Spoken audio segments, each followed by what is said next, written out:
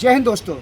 जिस तरीके से उत्तर प्रदेश के अंदर लव जिहाद, लैंड जिहाद, धर्मांतरण गिरोह के पर्दाफाश हो रहे हैं वह बेशक चिंताजनक हो, लेकिन योगी मॉडल ने जिस तरीके से इन लोगों के मंसूबों को नेस्तनाबूद किया है वह काबिल तारीफ है। छांगुर बाबा आपको याद होगा, निश्चित तौर पर आप भूल गए होंगे, लेकिन हमें याद, और हम इसलिए याद दिला रहे हैं कि यह लोग अभी भी वही काम करते हुए दिखाई दे रहे हैं। छांगुर के बाद छांगुर से भी बड़ा गिरोह ताज नगरी आगरा में एक ऐसा खुलासा किया आगरा पुलिस ने जिसके शरीर होश उड़ गए। हर कोई हतप्रभ था, दंग था, हैरान था कि आखिर योगी सरकार की नाक के नीचे इतना बड़ा गिरोह चल रहा है। लेकिन पुलिस आयुक्त दीपक कुमार और उनसे पूर्व के अधिकारियों ने शालीनता के साथ में इस गिरोह का धीरे धीरे जांच पड़ताल की, और जब खुलासा हुआ तो झकझोर करने लगा। इस गैंग के तार कई राज्यों से ही नहीं बल्कि विदेशों से भी जुड़े हुए थे। इनको लगातार फंडिंग हुई थी। 1 दर्जन से अधिक इस मामले में इस तरीके के लोग सलाखों के पीछे जा चुके हैं और अभी भी तफ्तीश जारी है। आगे की बात करेंगे जिस तरीके से देश के अंदर लगातार लैंड जिहाद, लव जिहाद, तमाम तरह के जिहाद सामने आ रहे हैं। और अभी आपने देखा था कॉर्पोरेट जिहाद मुंबई के अंदर, TCS टाटा कंसल्टिंग सर्विस के अंदर। उसके बाद तो मानो पूरे देश के अंदर हड़कंप मच गया। उसके अंदर महिला ही नहीं, पुरुष भी सामने आए, पुरुषों का भी धर्मांतरण कराया जा रहा था। आप सोचिए किस तरीके से संगठित तरीके से ये गिरोह लगातार सक्रिय है और ये कॉर्पोरेट सेक्टर में भी पहुंच चुका है। इनकी मानसिकता, इनके तार कहां कहां तक पहुंचे हैं इसका अनुमान लगाना बहुत ही मुश्किल है। एक नया मामला उत्तर प्रदेश के मिर्ज़ापुर से सामने आया।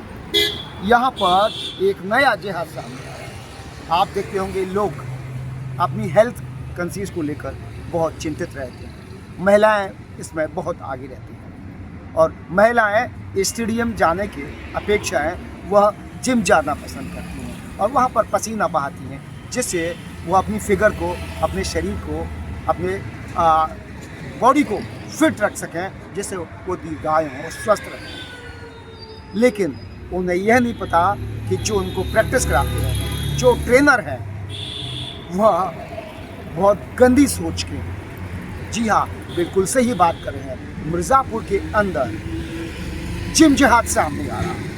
एक ऐसा जिहाद जहाँ पर संकीर्ण मानसिकता के लोग, यही मुस्लिम तुष्टीकरण करने वाले लोग ऐसी महिलाओं को फंसाते हैं। पहले उनके साथ में मोहब्बत का जाल बुनते हैं, ताना डाला जाता है मोहब्बत का, उसके बाद उन महिलाओं को शारीरिक शोषण किया जाता है और इस दौरान उनके वीडियोस भी बनाए जाते हैं। और एक बार वीडियो बनने के बाद में उनको बार बार ब्लैकमेल किया जाता है। मिर्ज़ापुर का यह जिम गैंग पहले महिलाओं को दाना डालने का काम करता है, उसके बाद उनके शरीर के साथ खेलता है, उसके बाद वह लोग वीडियो बनाते हैं और वीडियो के माध्यम से उन महिलाओं को लगातार ब्लैकमेल किया जाता है और फिर ये महिलाएं मजबूर होकर उनके इशारे पर हर काम करने को तैयार रहती हैं।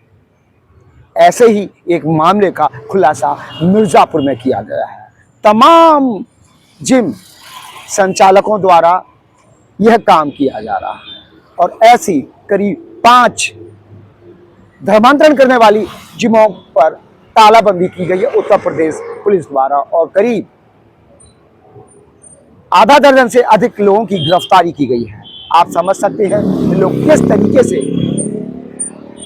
हिंदू महिलाओं का, हिंदू युवतियों का ब्रेन वॉश करने के बाद में उनको दबाव में लेकर पहले उनका शारीरिक शोषण करते हैं, उसके बाद में धर्मांतरण कराकर उनको मजबूर कर देते हैं। ये लगातार मामले खुलते हुए दिखाई दे रहे हैं। TCS का मामला हुआ, या आगरा का जो मामला था, छांगुर का मामला था, राजस्थान का मामला था, मथुरा में था। देश के तमाम हिस्सों में ऐसे धर्मांतरण के गिरोह सामने आ रहे हैं, लेकिन इसकी तह तक जाने के लिए कोई प्रयास नहीं कर रहा है।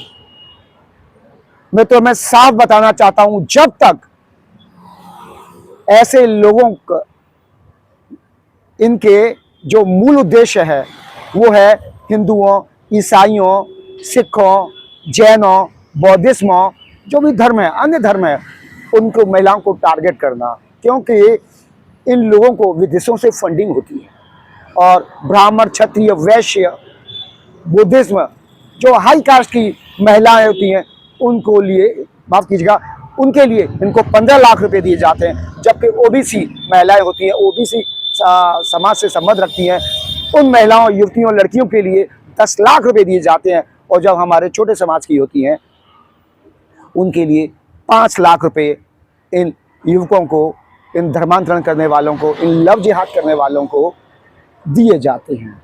जब तक इनके फाइनेंशियली स्रोतों पर अटैक नहीं होगा, जब तक विदेशों से आने वाली फंडिंग पर विराम नहीं लगेगा, तब तक यह लोग इसी तरीके से अपने चालों में सफल होते रहेंगे और यूं ही बहन बेटियों के साथ शोषण होता रहेगा।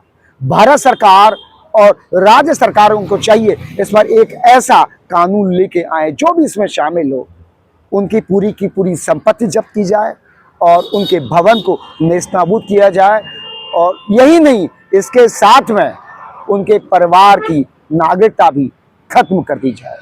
तभी ऐसे नापाक इरादे वालों के मंसूबे खत्म होंगे, अन्यथा ये गिरोह यूं ही आगे बढ़ते रहेंगे, क्योंकि दुबई एवं अन्य मुस्लिम कंट्रीज से लगातार इनकी फंडिंग होती रही है और ये जारी रहेगी। जिस तरीके से ड्रग्स माफिया हैं, वह पैसे को लेकर अपना काम करते हैं, दवा माफिया हैं, वो पैसे को लेकर ये सारे काम करते हैं। इसी तरीके से ये धर्मांतरण गैंग के लोग, ये लव जिहाद के लोग सिर्फ पैसे के लिए ही महिलाओं को चुन चुन कर मुस्लिम वर्ग में शामिल करते हैं, यानी उनका धर्मांतरण कराते हैं।